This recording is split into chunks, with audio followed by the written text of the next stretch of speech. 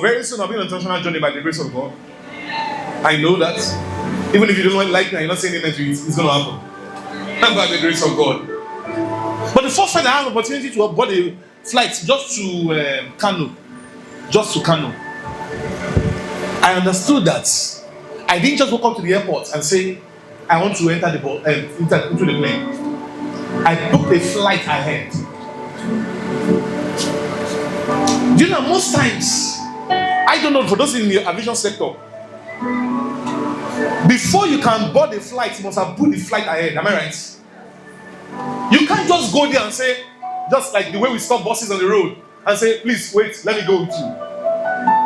The reason why they do that, I'm not a man in the aviation sector, but at least we know some things because what we watch in the movies and all those things, that they want to do some background checks. So especially when you're going on an international journey, there are so many. See, did you know that the scrutiny for local flights is different from the scrutiny for international flights? Am I right? It depends on how and where you are going. So, for instance, the way they will check you when you are coming to Nigeria will be different from the way they will check you when you are going to America. In Nigeria, which I'm not proud to say, people enter anyhow. But right now, one of the most hardest place to get into right now is America. They will do your social media check, your family history check. Everything needs to be checked. This is just for a country that is on earth. How much more the one that the kings of kings and the Lord of all dwell in. So he said, go back to verses 52, please. That something is going to happen in the twinkling of an eye. There will be a blast of trump. For the trumpet shall sound. These are the sermons that young people don't like to listen to. Because, Pastor, I beg, no pastor, no trumpet, no sound. I never married. I never born children. No pastor, trumpet, no sound.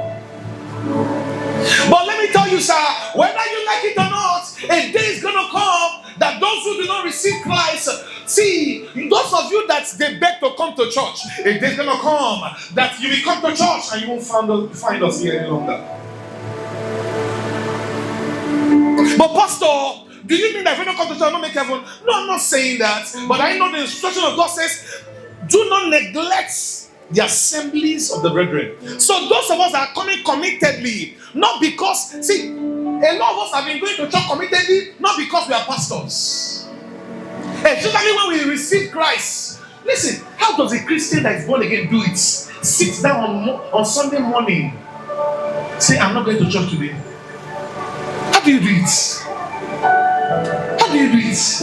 But on Monday morning, even when you're not comfortable, you have to wake up and say, I'm going to church. I'm going to work, brother. How do you do it? There was a time I was not feeling too well. I think that was about a few years ago, about 2 years ago, some few years ago.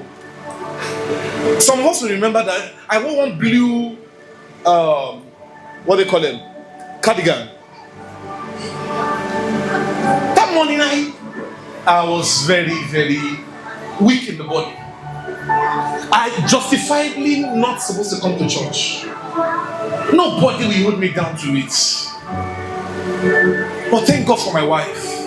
I said, yeah, I think I need to rest at home. My wife said, for where? No. In sickness and in health, we'll follow this God. Him adding my own. Come on, let's go. We'll manage. Let's go to church. Then there was no cow, so don't think that we drove down. So we came to church. I'm sure from the workers to see me that day, I was just trying to, there are times whereby the body will be weak. One of my prayers is this. That if Jesus tarries, I die when I grow old in the place of my assignments. Our father in the Lord said, that the news carried that on one of the Sundays, he's going to finish ministering. See, a believer does not die anyhow. I'm going to tell you with boldness, somebody who knows himself in Christ Jesus does not die anyhow. He said one of these days, on the Sundays, he will finish ministry. Have you heard of that before? That when he finish ministry, he's gonna get home, eat his pounded yam. Oh, what a wonderful! And take his sleep and go. What a glorious thing! Dying in the place of what? Assignment. Because he's sure of where he's going to. Question: are you and I? Are we sure of where we are going to? But pastor, this kind of sermon is for elderly people. But when I'm not going to die tomorrow? No, we're not talking about physical death here. What if the trumpet, the blast happens? Are you sure? And that's why we're asking ourselves this question this morning about name being written in the book of life. Let me tell you, the day you get born again, your name is written in the book of life. The day you get born again. So what's going to happen is this: when death comes, or when the rapture comes, and you are still living in sin, the name will be blotted out of the book of life. Young ones in the house, this sermon is not for people that are over 60 years. Ask yourself this genuine question: if the trumpet should sound now, will you make it? Will I make it? The Lord places upon my heart because I noticed that these things are scarce on our altar. And I've made up my mind by the grace of God, God keeping us alive on a yearly basis would at least treat this topic.